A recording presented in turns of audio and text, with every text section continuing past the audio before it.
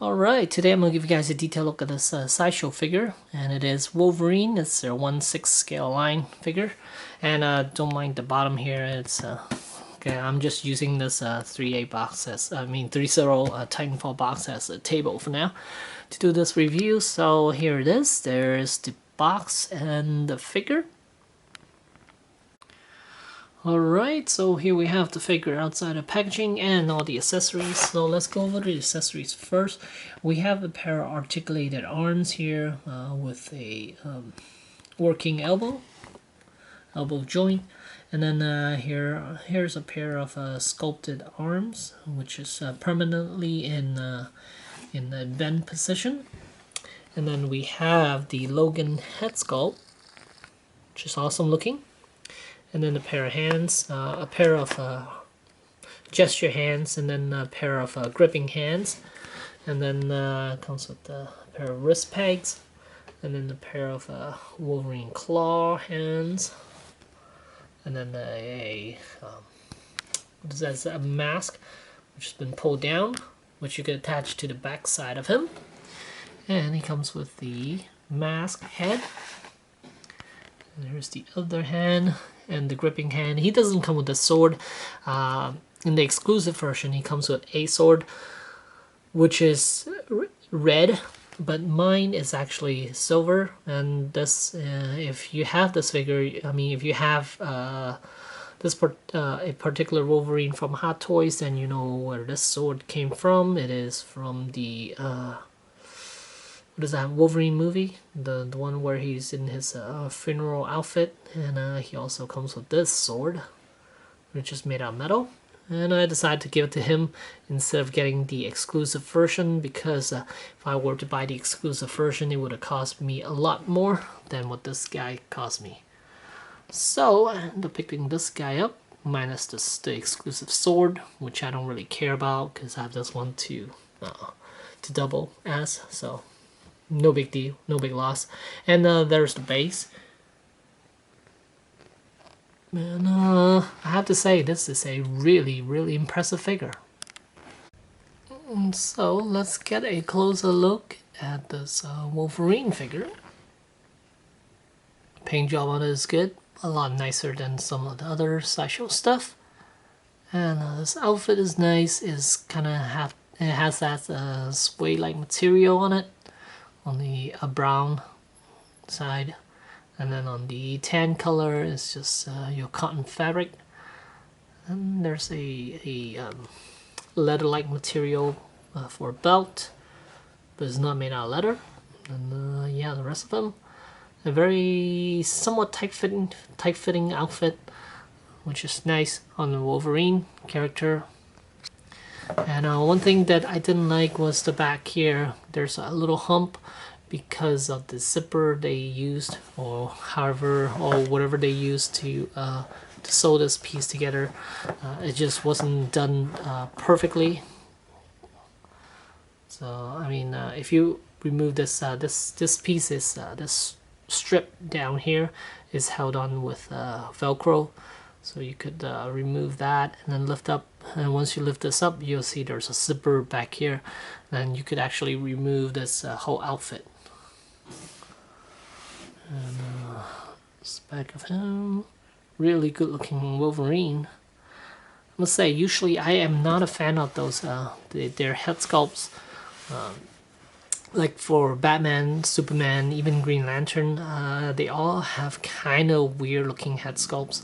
But for Wolverine, I am very, very impressed with this. This and the unmasked head. They're both really good looking.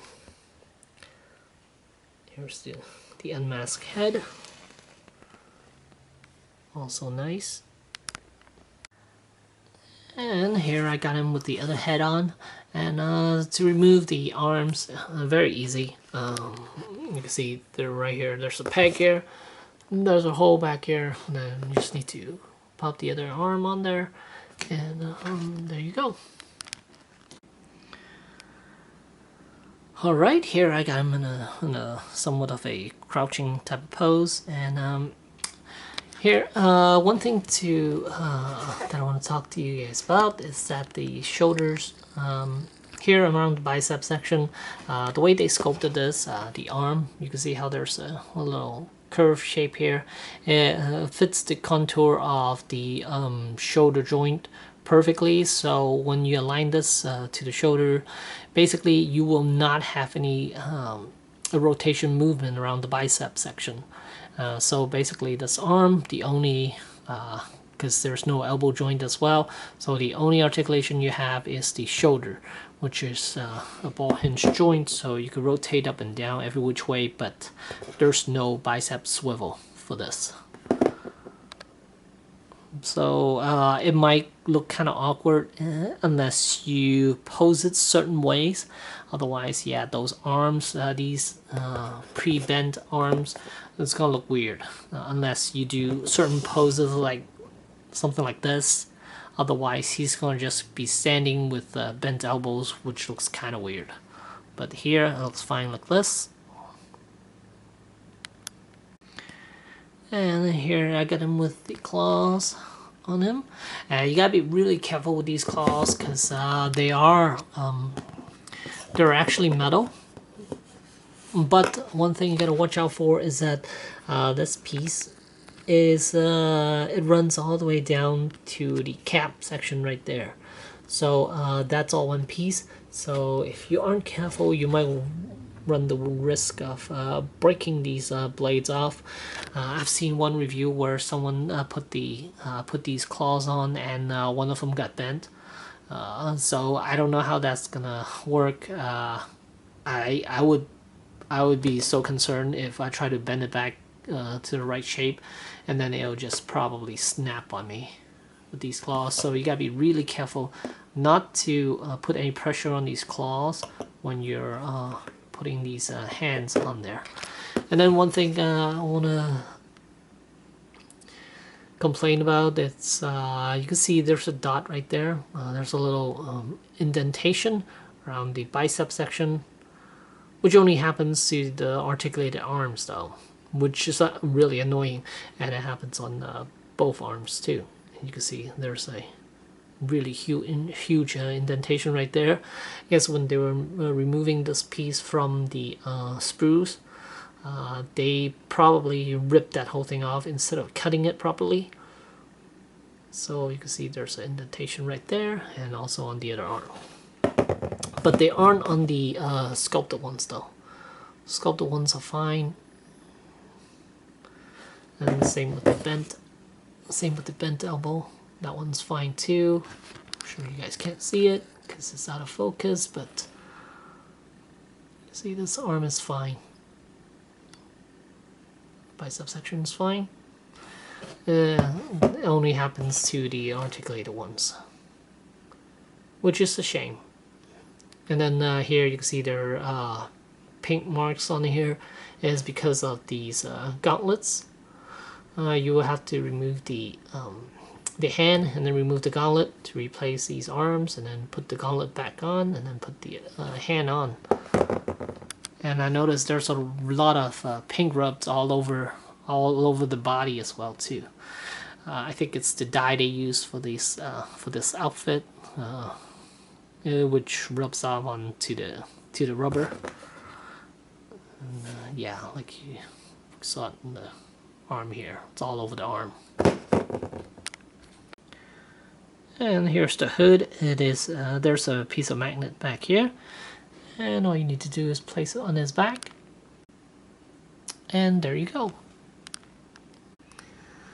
And here's one last pose of Wolverine, and this figure is going to set you back quite a bit. It's definitely up there with Hot Toys as far as the pricing, but quality wise I think it is still not up there yet. Even though this thing is really good for what Sideshow has given us previously, like all the other figures, this is by far the best looking one we have gotten so far. And this is going to set you back about $250, which is quite expensive for a Sideshow figure. It is a nice piece. I only got it because I was able to get a discount.